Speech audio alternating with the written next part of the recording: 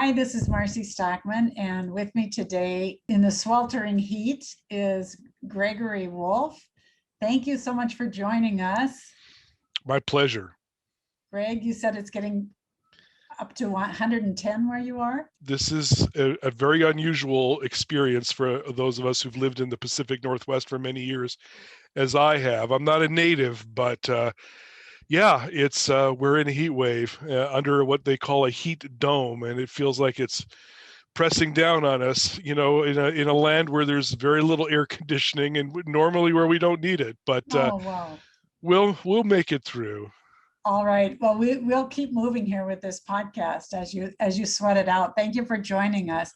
Tell me a little bit about your background and your current work. Well, I'm a word guy, a literary writer and editor and publisher and teacher of literature and language. Just really one of the lucky people, I guess, who kind of almost knew from the beginning what I wanted to do.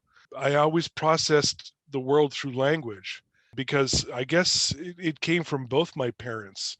My father was more of an editorialist and writer on economics and politics and society, but he was very much a craftsman. He would be very disciplined at his typewriter writing every day.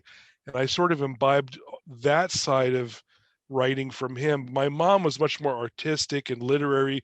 She took me to the art museums, but she also read out loud to me when I was a child.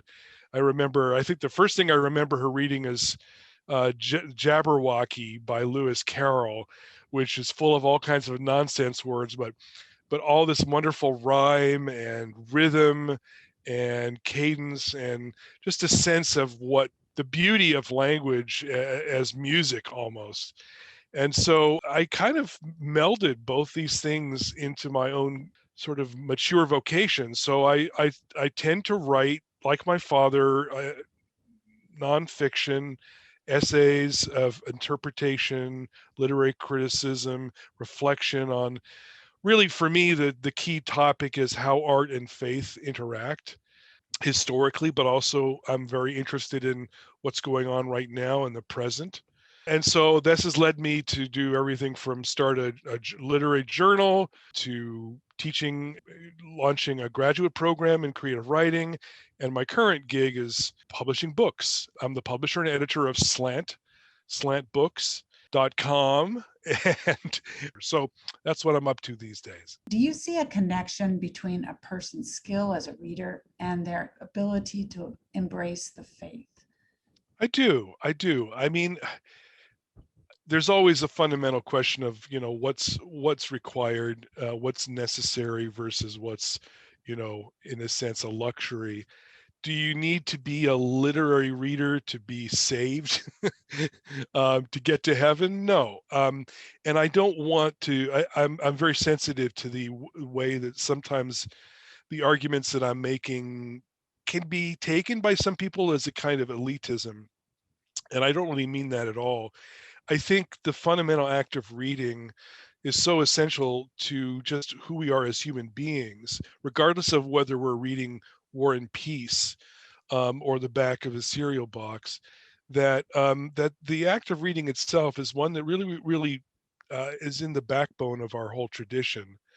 And certainly for those who are interested in spirituality, there's no way you can separate the whole idea of scripture and the idea that there's a kind of continuous story being told that's in sense ongoing, and that reading carefully the traditional deposit of classics educates us to reality. And so if you are reading the New Testament, you're constantly running across Jesus quoting various books from the Old Testament, from the prophets and from the Psalms and what have you, and showing that act of interpretation, that act of careful reading and comparison of the text with life is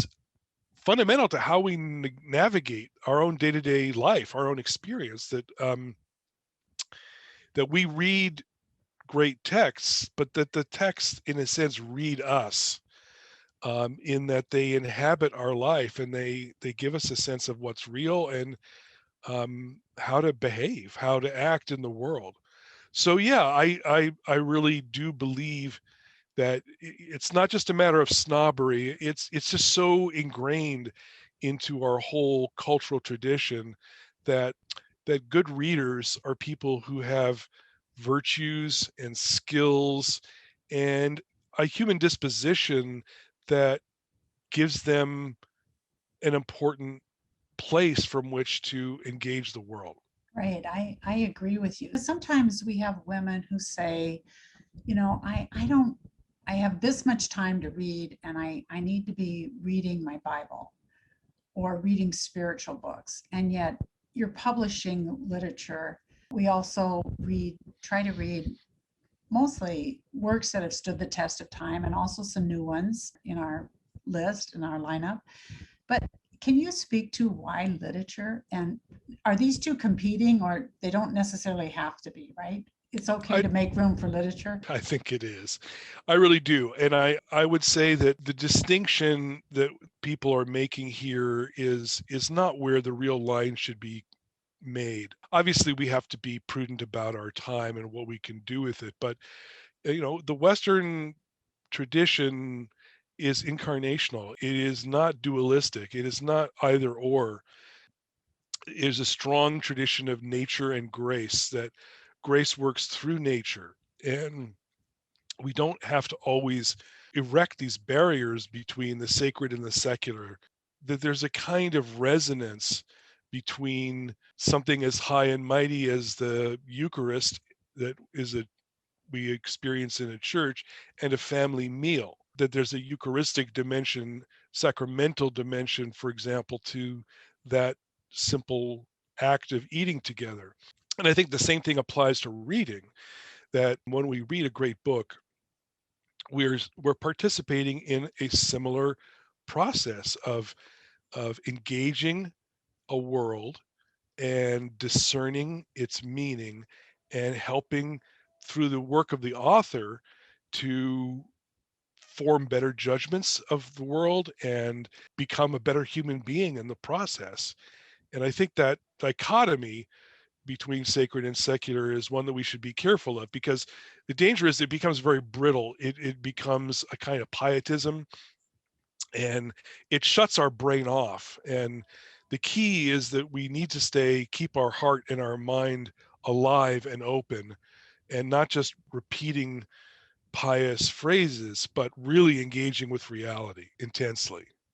Greg, in your article, you write about the Bible being narrative storytelling. And you mentioned 43% of the Bible is narrative.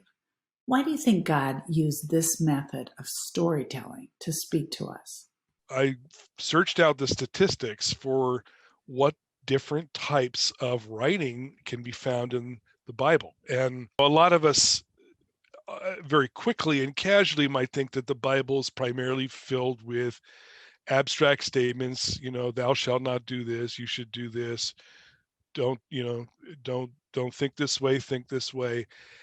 Abstract propositions about, how to live, what's the right choices are, all those sorts of things. But in fact, and that you could call that discourse or propositional language. When you do the math, you're right. The Bible is, if you divide it into narrative, poetry, and discourse, 43% is narrative, that is storytelling. 20-some% is poetry, and only 20-some% is this more abstract theological sorts of language. So yes, narrative is important. I'm throwing poetry in because both are creative. Yeah, why is this important? How do we process truth? How do we arrive at truth? Abstract ideas are valuable. They help us to communicate and connect on certain fundamental issues. Thank God for Plato and Aristotle. But most people process things more experientially. And this precisely, I think, is a way of trying to acknowledge what is everyday experience for people who don't have time to do PhDs in philosophy? Well, story and lyric are how we process our experience. Stories are ways of framing the chaotic sequence of events in our life and finding a pattern in them, finding meaning in them. And that can't be done except through a sense of form. Good storytelling is formal. It has a beginning, a middle, and end. It uses metaphors and symbols and images. And that act of creativity on the part of the author helps to shape our sense of meaning. And really, it echoes the way God shapes the world. It's what Tolkien, the great writer of Christian fantasy of Middle Earth, called the subcreation, that human beings are subcreators under God. And we echo the divine creation by creating these forms that can hold meaning. It's this old idea that form and content are absolutely kind of wedded together. You can't separate them. And you can't just look at literature or truth as some abstract thing you put in a bottle, and I put it in this end of the bottle and I shove it in the ocean and it floats over to you and I extract that out. That's too passive. The deeper tradition is the writer creates this beautifully fashioned work that requires me to interpret. I have to use my imagination to meet where the author is. And in doing so, my empathy, my compassion, my judgment are all shaped and deepened and formed as I learn how to engage with the way the writer has crafted the work. There's a certain type of surrender to that work, a certain type of, you mentioned like building a bridge between the two, between the writer and your own interpretation of it. There's a work to do. Yeah, the metaphor of the message in the bottle really is not helpful for understanding how literature works and great writing works. It's much more like a bridge. And it's a collaborative act, because the best writing is, in fact, in a sense, you could almost call it incomplete. That is, the writer is very cleverly building their half of the bridge out towards you, the reader. And that includes not telling you everything. What do they say in the writing schools? Show, don't tell, right? Because telling is just, again, this abstract, here's, push the button, the candy bar drops down, and I pull it out of the machine. And that's, there may be some cases where that is useful in life, but it's not very challenging. It's not very rewarding, and it doesn't really change people. What you really want is to engage the mystery of a creative work that has surprise and that can change who you are. And the way it does that, I think, is by your active participation. That is, reading is not passive. It's not like just getting a brain dump. I have to be evaluating. For example, is the person who tells this story a reliable narrator? Do I trust what they say? What is their perspective? What interest what axe to grind do they have? Is the narrator being ironic? Are they tipping me off to something without really saying it? How do I see the symbol that's used at the beginning of the story and then the middle and the end? How do I connect these times that this symbol emerges? How does that connect? All this is an activity in my mind and heart. I like to use the idea of Pride and Prejudice because it's such a classic that we all love, right? And what is Pride and Prejudice but Jane Austen saying, we all suffer from pride, which makes us prejudiced about what we think is true. And the story enacts that, because even though we love Elizabeth Bennet and we're rooting for her and we side with her, we end up realizing that she has been prideful, that she's made some assumptions that aren't really sustained by the truth of the world, and that she has something to learn. And in so doing, she has to revise her opinion. She has to change her opinion. And so we as readers going through this mimetically, as they would say in academia, like in imitation emotionally of following the story, we end up realizing we have to change our perspective. We have to give up our pride and surrender to this greater truth that's in front of me, that's bigger than we thought it was. So, that's just a way of thinking about what the reading experience is. It's about revising and improving and deepening our ability to make judgments about the world. Yeah, and I have that in my experience all the time, doing that work to engage with an author.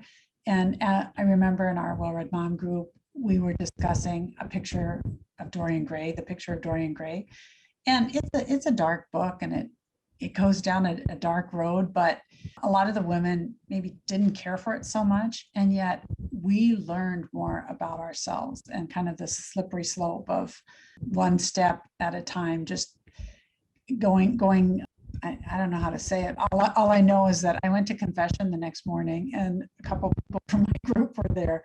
So it worked on our heart, the discussion of that book. So I do think doing that work together, discussing a book, having conversation about the experience and the work we've done on it can be transformative. Absolutely. And that's one reason why I'm such a fan of what you do, because reading is meant to be a communal act. It's not meant to, yes, it is experienced privately, but it only blossoms fully when we share our responses to it. You mentioned a quote by C.S. Lewis, and I'd like you to unpack it for us. C.S. Lewis wrote, quote, "Literary experience heals the wound without undermining the privilege of individuality." Can you help us with that? Yeah, it's a little paradoxical, but I think the insight is really deep. It's in a passage at the end of a beautiful book by Lewis called An Experiment in Criticism. And he's talking about this experience that we've been talking about of losing oneself, in a sense. Now, to be an individual is a privilege, as he says, because it's our identity. It's a unique gift. And that is one of the most precious things in the world. But at the same time, most of us recognize that my individual life identity is incomplete in itself, and that I only find the fullness of who I am when I'm engaged with another. I think what Lewis is saying in this passage is when we read great literature, we are able to do that in this beautiful, individual, private, intimate world of our mind and heart that's separate. But at the same time, the loneliness of that is, in a sense, healed by my connection with the author, with the writer, with the world in general through the writer, so that I experience, coming from a Catholic background, as I'm in favor of both and solutions to problems, not either or.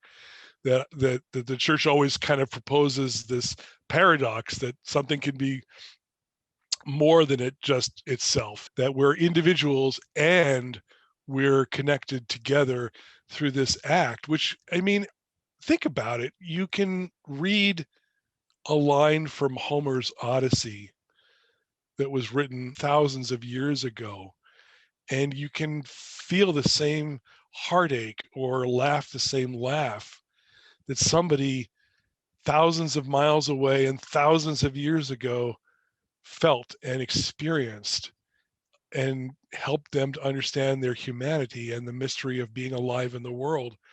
I mean, that's a miracle. That is amazing. And I think that's really what Lewis is trying to convey through that passage.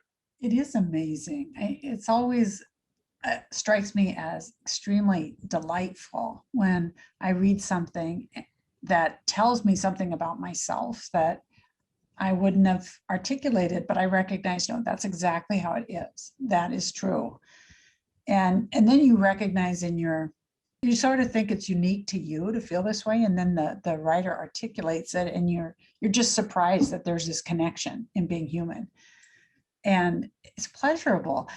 It's also pleasurable to lose yourself in a book and actually, like we talked about, surrender to it, because otherwise most of the time online we're in control, of the mouse and clicking and getting information and going here and going there. But with a book, this surrender, I think, is part of the experience of leisure in a true way. Can you speak about leisure a little bit with reading? No, I think you're absolutely right. It's fundamental. I mean, we live in a culture that is so utilitarian, so everything is about getting ahead, accomplishing some goal, achieving something, so that the world becomes instrumentalized. Everything is used to get you further down the road to some goal as defined, some kind of success or achievement or accomplishment in some way. Are you making enough money? Are you looking good enough? Are you living long enough? All these things tend to reduce life to this kind of instrumentalized, pragmatic. It's about using things, manipulating things. The danger of living like this is that you suffer from that sin of pride, of becoming a sort of godlike, or believing, maybe foolishly, that you can control your life and control experience and control nature, control the world. But it's also why we're so stressed out, because we're clutching to the world. We're trying to make it do something, and we're not open to the possibility of something existing for its own sake and not for my use and my control. And when something exists outside of my use and control, then it has the capacity to generate wonder in me, and awe and openness, and this state of willingness to change and to grow that the instrumentalized, utilitarian, pragmatic mentality really doesn't offer us. And so leisure, in my sense, leisure is a way of recognizing the beauty of experiences that are not put in use for some goal, but are an end in themselves.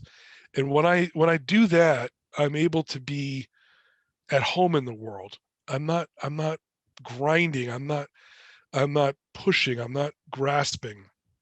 I'm opening and letting go. And I think we've really forgotten what true leisure is like. And this is one reason why I think people talk about beauty. You know, Dostoevsky once said, beauty will save the world. And I think what he meant by that wasn't look at pretty pictures and everything will be okay. No, I think he meant something much deeper. Beauty, in a sense, is that which is this sort of this ray of radiance, of something that attracts us, something that bespeaks a kind of mystery, which doesn't tell us what to do, which doesn't explain the world, but which pierces us, which sort of breaks our heart and then reheals it in a mysterious way in the same kind of experience. And that is a place that we don't often get to, and why I think, I wish we had a better word than leisure, because people just think of leisure suits, or not doing anything. But there are many beautiful ways of experiencing leisure, including reading, that are far from just sitting around doing nothing. And I think you're absolutely right to hold on to that word, however problematic it is, and to really challenge people to think about what it means and how they can incorporate it into their lives. Right. When I read a book and really get into it, it takes a while, because I always find I have trouble paying attention, and I have to stop and start over and slow down and underline, and I have to work at it. But when I actually get into it, I do experience this. It seems to happen every time. Like, wow, this is relaxing. I find myself relaxing. And most of the time you're going so fast, and there's so much to do. So to have this experience of relaxing, even when you're sitting there with this huge book like Crime and Punishment, and you're kind of wondering why you're reading it. Why am I in the mind of a, killer axe murder here for 600 pages? And yet there's a relaxation that happens just surrendering to the story. And after I read Crime and Punishment, I had such an experience in my own life of understanding this character, Raskolnikov, who wanted to keep stepping over his responsibility or the moral law, that it didn't pertain to him. And then in the end, he comes to embrace, he too has to surrender to the law, the moral law, the order that's given in the world. And I just saw things in my own life. All of a sudden, I closed the book and I understood, wow, I've been stepping over, facing a person that I need to go see and talk about and ask forgiveness. I've just been trying to step over, just like Raskolnikov did. Anyway, for me, there's an experience of relaxing and a pleasure in receiving, and then also this surprising connection with my own life. I would have never expected to get that connection from this crazy guy. So it always surprises me how it impacts my life. Absolutely. And one of the things that people say is, I want to be uplifted by what I read or what I watch or what I encounter. And I get it. They're tired, they're stressed out. But what that potentially misses is that what uplifts me is not just a funny, a sitcom or a happy ending. What really uplifts me is that moment where I'm able to say, this is what the way the world is. And the writer has helped me to see that. And in encountering that, including the dark things, I am uplifted because I've moved from a superficial way of interacting with the world to a deeper, truer one. And I'm more in touch with the world and myself than I was before, when I was using reading or screen watching as a distraction from the things that I need most in my life. And I'm not saying that great culture, art, films, books can't be fun and light and comic or happy even, but the dividing line once again isn't just between that which is sentimentally going to work out in the end versus that which involves unpleasantness, because after all, we know we have to grapple with unpleasantness. We have to accept the reality of evil and suffering and foolishness and pride. We know that we'll never experience real hope or healing unless we find some compelling way of finding out how to encompass those darker things into some larger story that enables us to see meaning in them rather than meaninglessness. I would say people should really seek not just distraction, but that which opens them up to the truth of the world, because in the end, that's what will really buck you up. It's the sense that you face something difficult about yourself, about the world in front of you, and you've come away with a deeper understanding that puts it into a context that enables you to feel that you've grown and changed and moved forward in your life in some important way. Well, I agree. This is why there's such a sense of satisfaction when you finish a great book. You realize I've done something hard. I grew in understanding my own humanity. It's worth it. It's such an accomplishment. So Absolutely. Greg, why do you think women read more than men? Okay, well, I did broach this in my piece, and I partly because, look, it's overwhelmingly true. It's the thing everybody talks about. I'm a publisher, so what's the first thing people say about selling books is women read more than men. I realize I'm in dangerous territory here, especially these days, and that anything I say can and will be used against me. But I'm going to say, maybe naively, that it really comes from the virtues that women possess in abundance that men often lack. And I think that's a preference for the concrete. I think women want to think about relationships between human beings. And this is an old subject of discussion with my wife, that I want to dwell in abstract, some kind of space where I'm benevolently, presiding over my family, the old paterfamilias. But she's in the trenches. She's the one who's talking to each of the kids and finding out what's going on in their lives. And I have to recognize, with the pang of, admission, that she's right, that she has a gift, this earthier, more rooted desire to get down in the dirt of daily experience, whereas I want to sail over it with my great ideas and mental structures. And I think great literature is always concrete. It is always earthy. It is always about human relationships. And in that sense, I think women are naturally attracted to the experience of reading. And it's a tragedy, in my opinion, that men so often find reading difficult or off-putting, or frankly reduced to some utilitarian, like I'll read politics or economics, to get some idea of what's going on in the elections in society, but I won't open myself up to this creative type of writing that doesn't have some immediate kind of practical goal. And so I hope I haven't said anything wrong or terrible or that I'll feel bad about, but I hope it's in genuine praise of a genuine truth about the world, and one that I envy. Right. And I do think that when women read, and husbands, family members, friends will hear about a book, they'll hear conversation, or they'll see the book lying around, and they might just pick it up.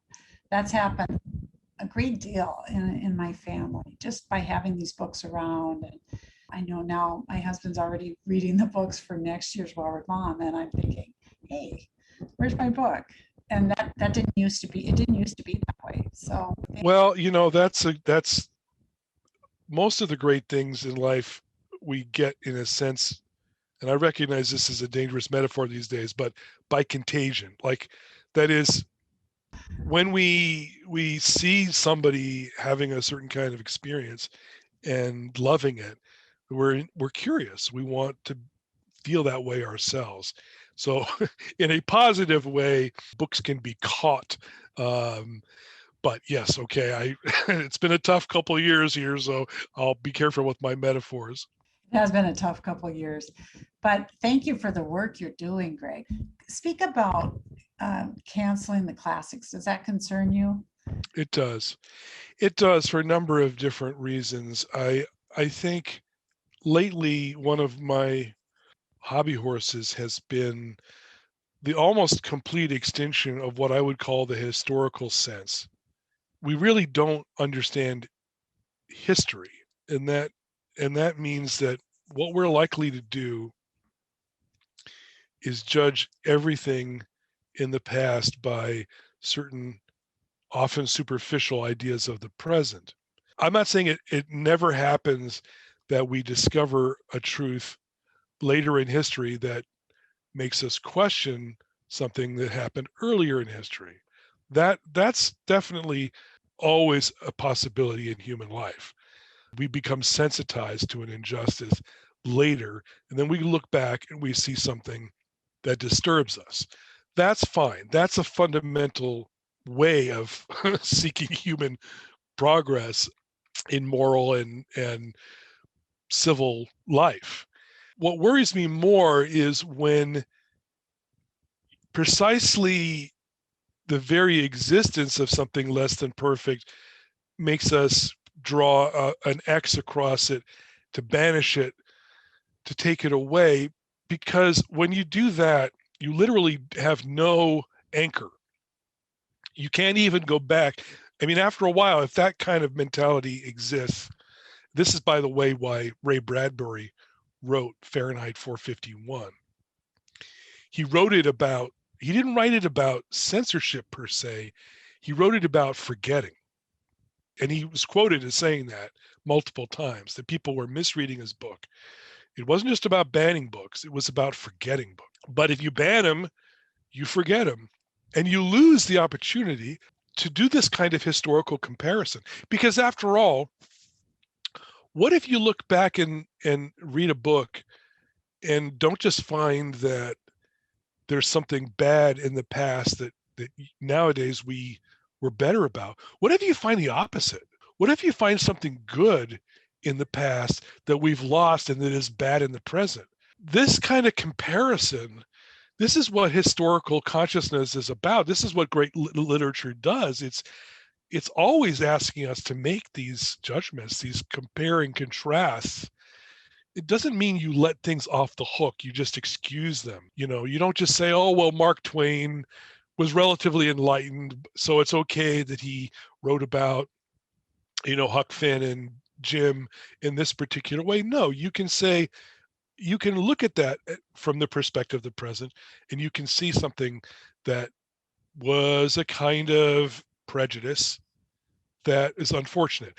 But can you read a book from the past and see a virtue, a compassion, a certain sensibility that is lacking in the present and that could illuminate the current time? This is, again, why the answer is both and, not either or. It's not either only the present or only the past. It is really this action of communicating across time. And yes, you make judgments, but if you eliminate something because it's imperfect or even unpleasant, then you are lessening the actual input that you need as a human being to know what really is unpleasant, what really is unjust. And so, we need to be willing to allow this conversation across time to move in both directions. Yes, I think you're right. This both and, not eliminating things that are imperfect, but also being able to make judgments about them and grow from them. Well, Greg, this has been delightful. I love the work you're doing, and I'm going to let you go here because I know you probably want to go turn a fan on somewhere because you've been in a room without one in this heat. But thank you so much, and I hope that we work together again. And we want to put some of your books up from Thank Slant you. Publishing on our bookshop. Well, somebody had to help those classic writers in their own time to survive enough to write those classics. And when I realized that, I want to try to help people create the new classics. So I hope that, while I'm focusing on new books, I'm very much trying to serve this great tradition. Thank you for the work you're doing. I really appreciate it. Thanks for having me.